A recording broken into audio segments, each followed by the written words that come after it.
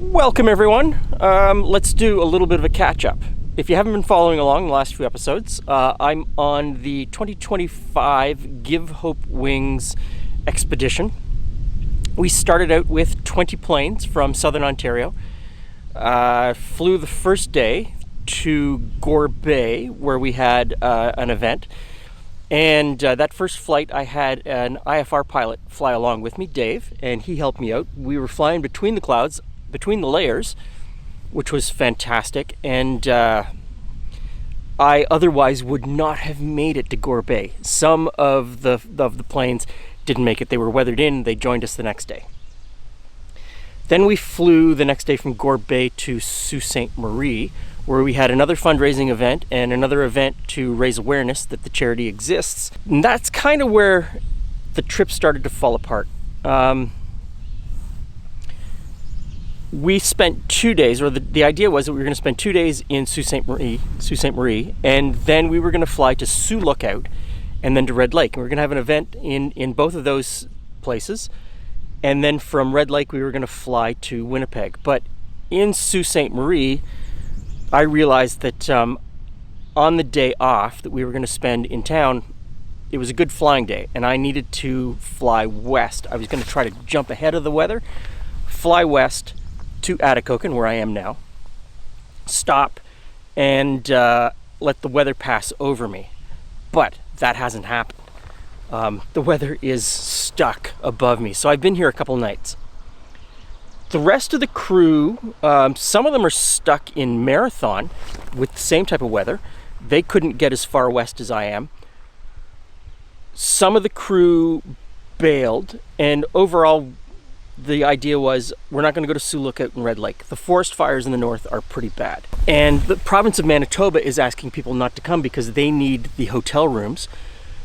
So we sort of looked at it and said, okay, Sioux Lookout and Red Lake are probably full of firefighters.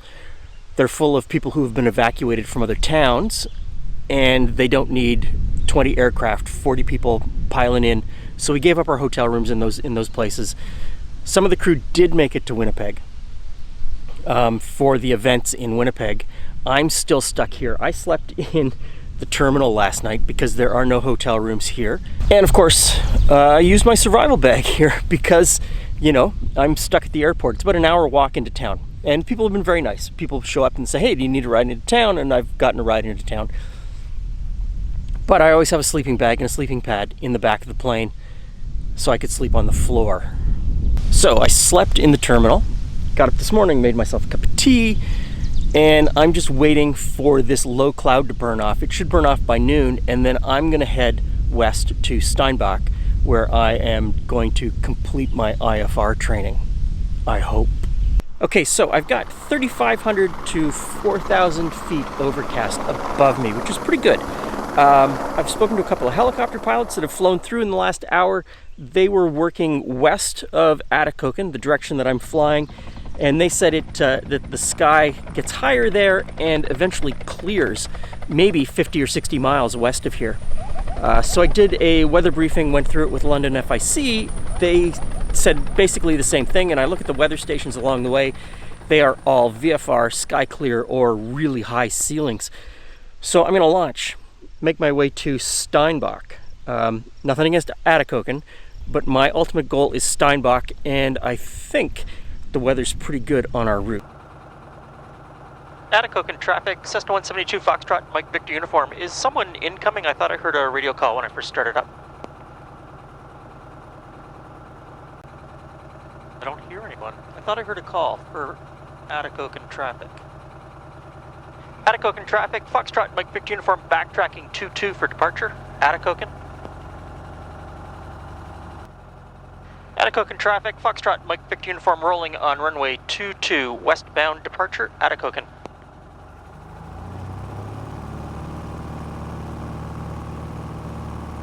Everything's in the green, power's good, airspeed's alive.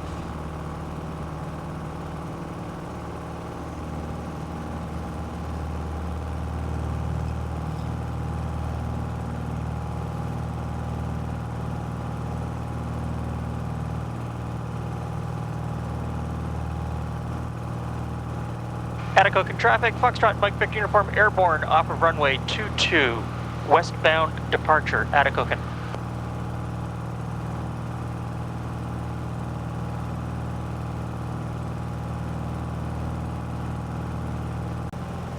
Charlie Zulu Papa Zeta, Zulu Lookout, 2.3 northbound for Cat Lake. Atikokan traffic, Foxtrot Mike Victor Uniform 4 miles to the west, switching to en route, Atikokan.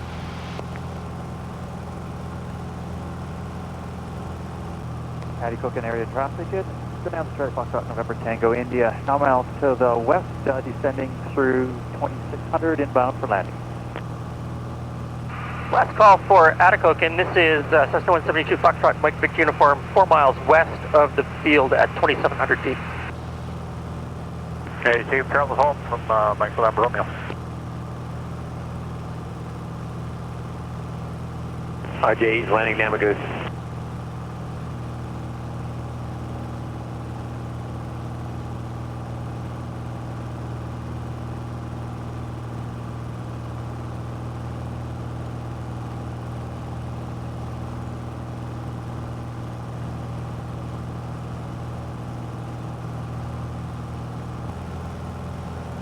So we're at 2,700 feet. The sector altitude here is 21, so we're safe.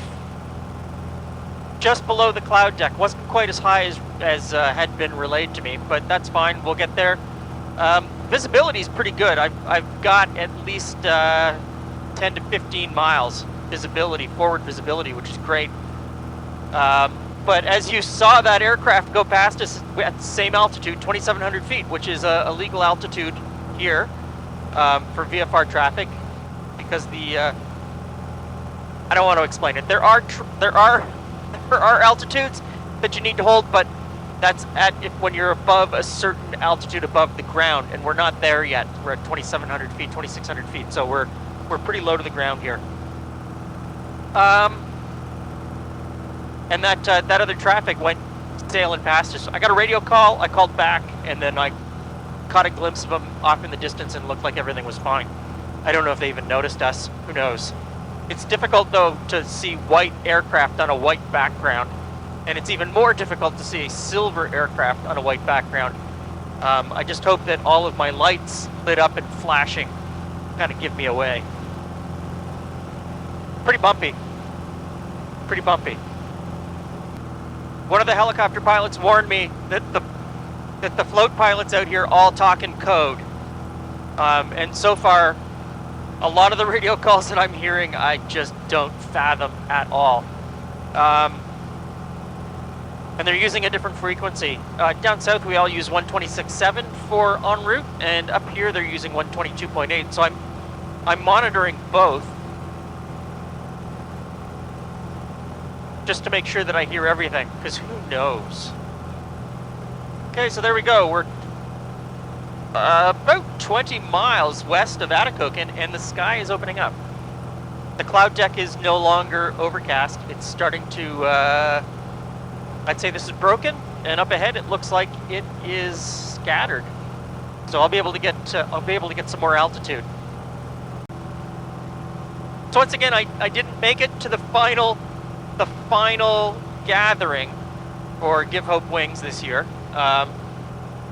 This is the last time that's going to happen to me, because I'm going to get my IFR ticket and I'm going to make it to the end next year. But it was a difficult year, the way, because we cut off 2 of the stops because of forest fire smoke, forest fires, people being evacuated, the call to free up hotel rooms. And when I get to Steinbach, I'm not staying in a hotel room. I'm staying at the airport, at Harv's Air. So I'm not taking up a hotel room. So just like every year on this final leg of the flight, I fly along here and I think back what's happened over the last 4 or 5 days with the Give Hope Wings flight and the Hope Air charity, and the people that I've met along the way. The other pilots, of course. I learned a lot. It was great to have Dave fly with me. EBO taking off our own. And give me just that little bit of stability flying through the clouds. As much as I don't have my IFR ticket yet, I have done a lot of the training, and just having someone here who is IFR certified and just letting me fly was fantastic. So thank you, Dave. Also having Christine on a leg. She works for Hope Air as the social media person, or the media person in general. And just, talking to her about some of the challenges that they face as a charity.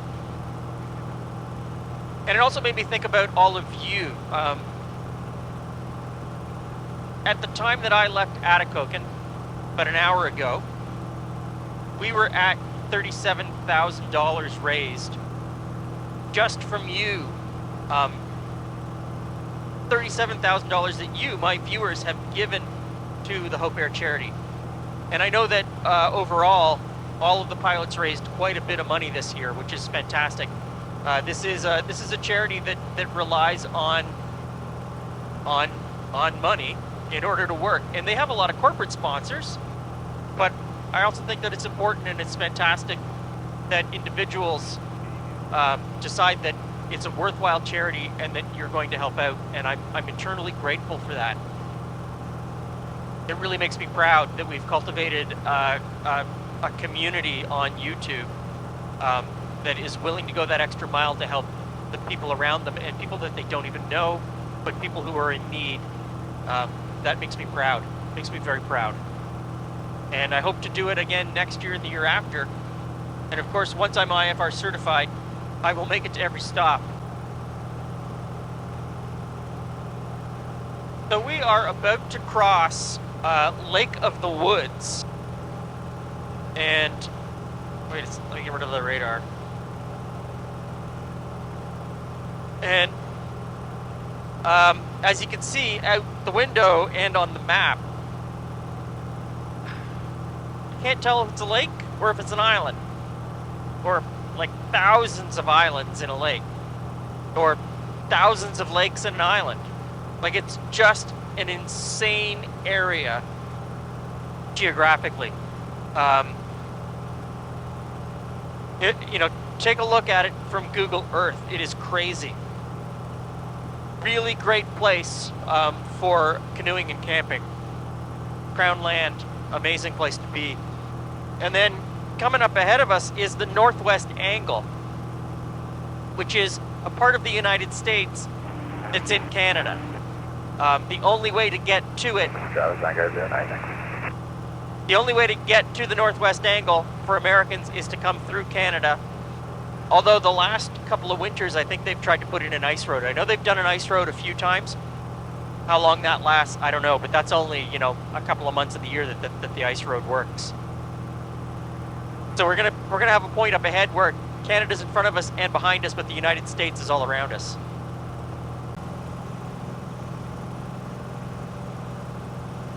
Steinbach North, Foxtrot, Mike Vic uniform, currently 4 miles east of the field, inbound for landing, intending to join the mid-right downwind, runway 33. Full stop, Steinbach. Steinbach North. Foxtrot, Mike Victor uniform established, right downwind, runway 33, Steinbach North.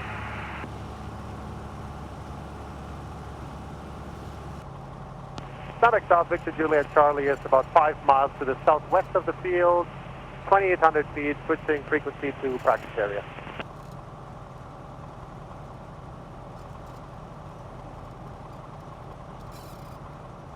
Steinbach North, Foxtrot Mike Victor uniform, base to final, runway 33, full stop, Steinbach North.